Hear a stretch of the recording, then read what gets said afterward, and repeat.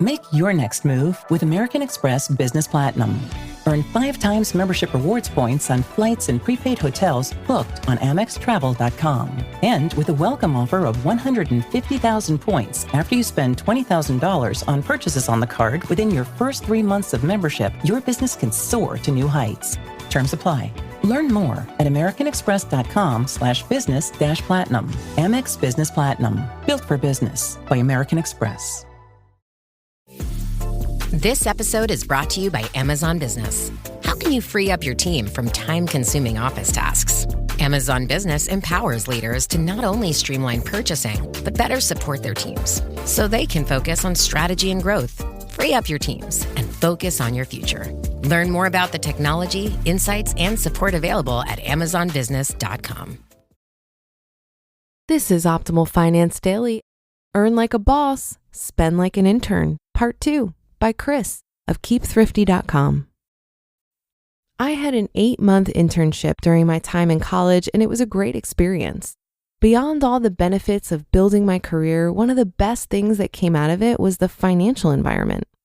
I was making pretty good money, better than any hourly job I'd had in high school or over summer break.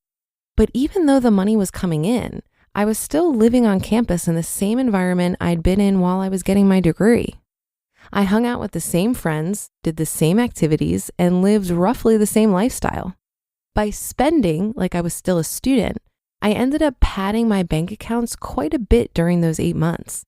It didn't really hit me until years later what the important lesson was here, but it's an eye-opener. Number 1, your spending can and should be independent of your income. It's that simple. The fact that someone makes $100,000 doesn't mean they need to spend like they make $100,000. Some people in this situation spend like they make $200,000. Others spend like they make $50,000. Either way, there's a lot more choice in spending than what most people think about. Here's another light bulb.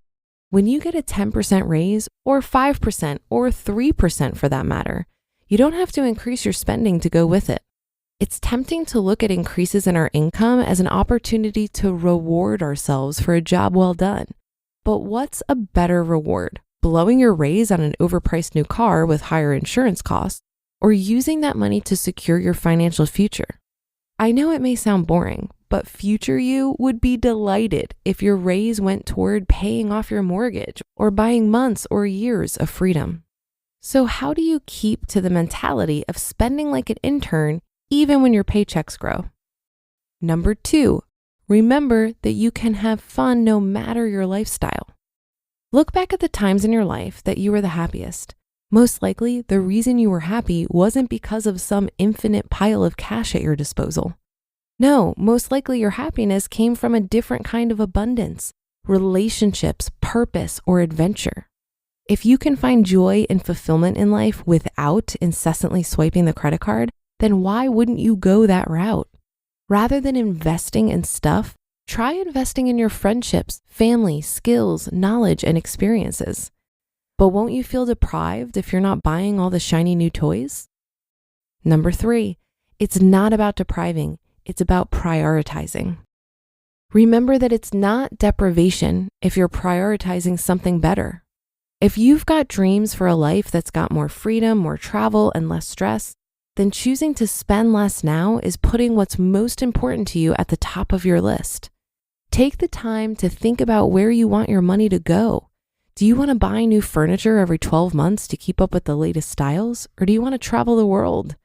Do you want the convenience of not having to cook, or do you want to eliminate that last bit of debt?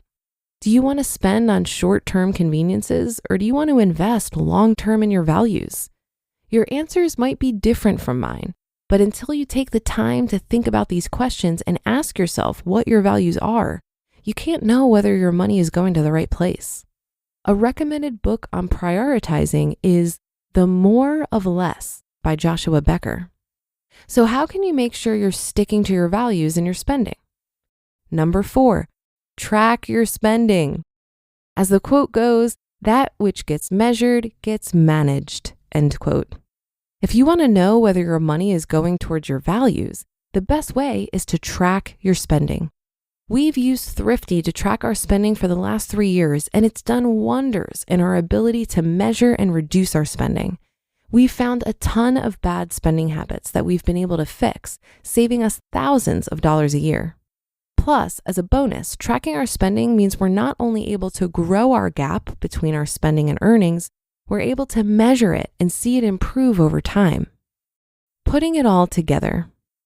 So there you have it. Putting these two together should put you in the position to beat inflation both on the income side and on the spending side. If you can do that, you should be well on the path to early retirement.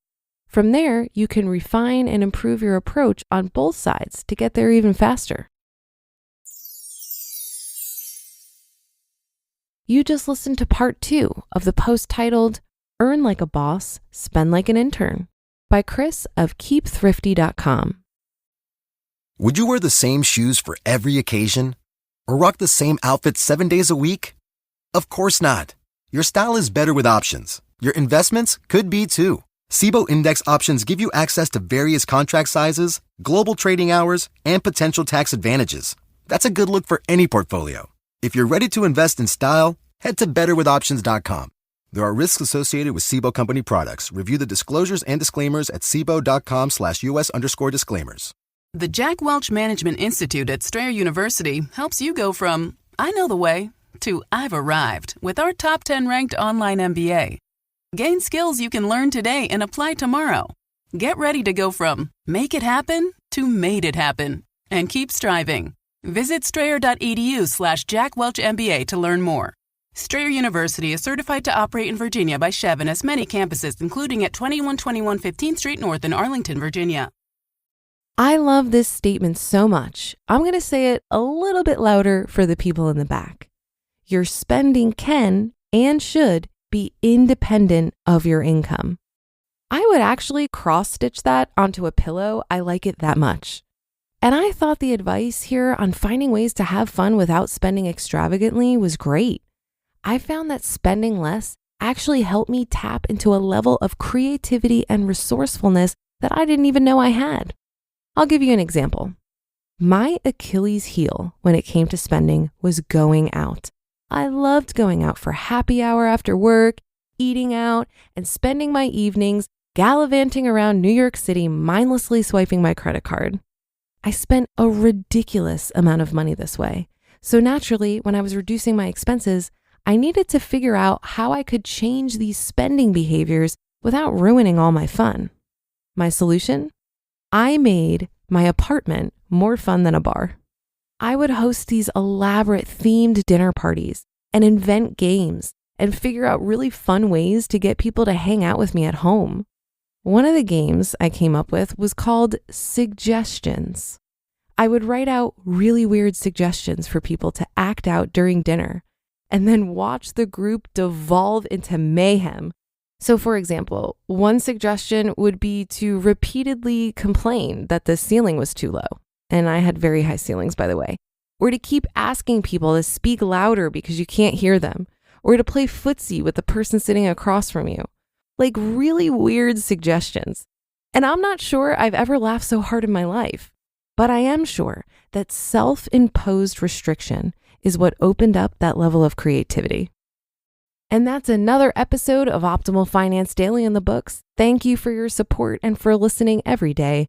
I'll be back with more posts for you tomorrow, where your optimal life awaits.